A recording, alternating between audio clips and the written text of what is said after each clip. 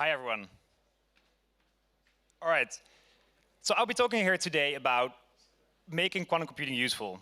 I work for Capgemini, a global technology company, and this is really our job, finding out together with our clients how we can just do that. And I know that we have been talking about this all day, but let me sketch a vision for that. Let me start with, where could we make this useful? And I think one of the key areas that I guess everyone will be talking about, and it's very genuinely interesting, is material science and quantum chemistry. And why? Obviously, because we know that there are quantum effects here that are quantum and that are just not reproducible in a classical sense. We know that there is quantum, and we can have a very intuitive approach on how we can map that to a quantum system.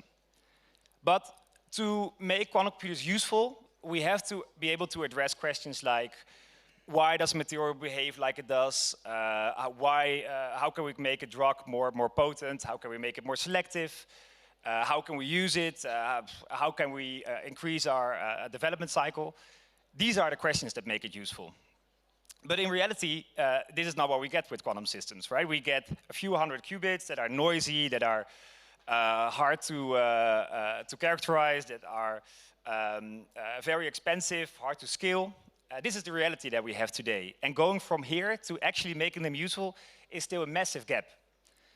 And I think some questions to be able to answer that gap is that, these quantum algorithms are not designed to be able to solve the question of toxicity or the questions of how to cut a couple years after the development life cycle of drugs. To be able to answer those questions, we need to do many more things than just developing quantum algorithms. And just some of them it's about integration with compute, with not just HPC infrastructure, but also with AI tools. It's about analyzing the cost, finding the right applications, trying to find models at scale. These are all questions that we need to answer before we can actually make it useful. So let me sketch a vision that we are developing together with partners and clients on how we can address this. And this is a concept that we borrowed from some of our partners. On the one hand, it's this quantum-centric supercomputing, this idea from IBM that really acknowledges that you don't just need a quantum computer. You need to have a quantum computer that is in very close connection with a supercomputer, but also with data-driven R&D. The state-of-the-art technologies that we use every day to do this type of R&D, and where we already have good data sets, good tools, and good methods to do research. But if we can combine them, we can really push it to the next level and address some of those questions we mentioned before. And really, this methodology starts with first figuring out what are the right use cases, right? There are plenty of use cases, obviously, that are never a good fit for quantum computers. But it's not just to use the molecule or the material, it's finding out the smallest fragment of the molecule that is just very difficult to solve classically. And using embedding tools and other technologies to split them apart and use a quantum computer where it's really used best. And then simulate the environment in other types of simulations, and we use both quantum and classical solvers. Now, if we have these fragments of molecules that we know there are strong quantum effects, and we know that we can simulate them, the question is, what can we get out of them? And again, the question that we're trying to answer is things like, how can we simulate toxicity? How can we get the reactivity of a drug?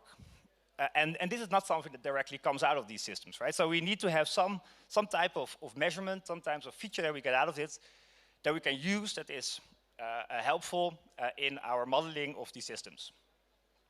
So one thing that you can think about, I think, is going beyond just ground states, but looking at electron dynamics, trying to get some observables, for example, density matrices, and using them in a data modeling approach. So that brings me to the third step. If we really have that, we can start to think, how can we scale this up, combine our lab data, our quantum data, putting it all together, and building a machine learning pipeline that helps us to predict those questions. So let me put this small in practice to show a very small demo.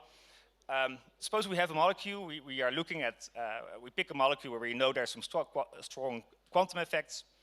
We then look at parts of this molecule where we really think that this is something that absolutely requires a quantum approach, something that is just not solvable classically because we won't be able to capture those characteristics.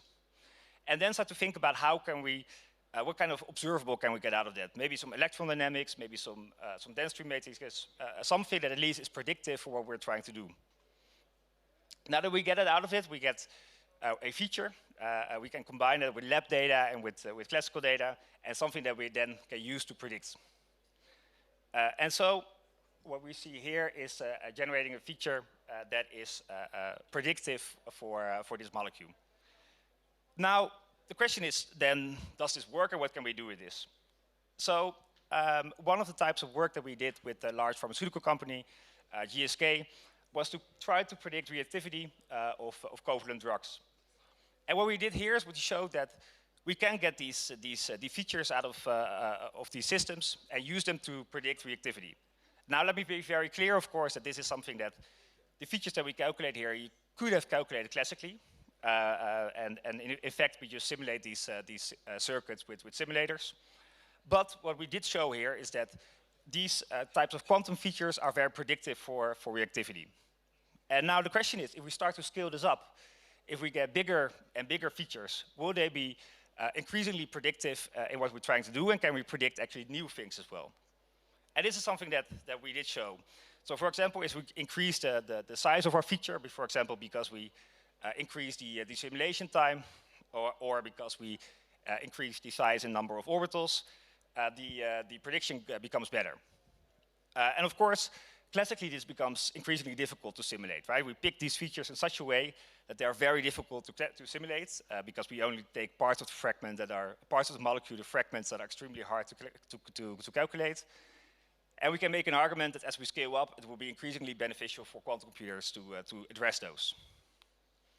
Now, the other thing is that we have to deal with noise. And our quantum computers are, for the very foreseeable future, we have to deal in any way with noise.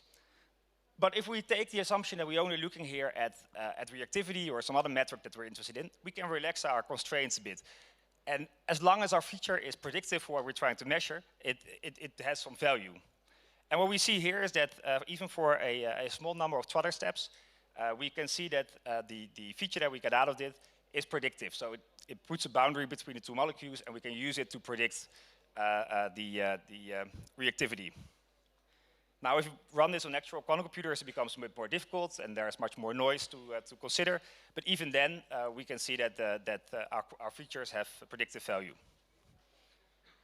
Now, if we get those features, so we have interesting data that we captured out of those molecules and that we can use in all kinds of modeling and data-driven tasks, there's a lot that we can start to think about to do. And one of them, for example, is clustering. What you see here is a whole bunch of molecules that we clustered, where we showed that their features are correlating with interesting mechanics. So, and in fact, there are some molecules here that you might not expect to be there, but just that we could cluster based on our quantum fingerprints. And of course, we can get much further than this. We can think about generative modeling, predicting new molecules based on the quantum features that we have, other types of prediction like toxicity, and many other things. And so, if I go back to the main point that I wanted to make, is that just a quantum algorithm would not be enough. We need to have much more thought about what molecules we're really interested in, and within those molecules, what fragments we want to calculate. And what are the observables that we can get out of them? How can we optimize those things? How can we use them in data-driven tasks, and how can we model them? And I think if we start to answer those questions, that will really bring a lot of companies to get closer to actually using quantum computers whenever they are big enough to do something useful. And I think that we are working together with many of our partners to do that. And if you are interested in joining this, please read our paper, and I'll be very happy to discuss more. And I have 1 second left, so that's...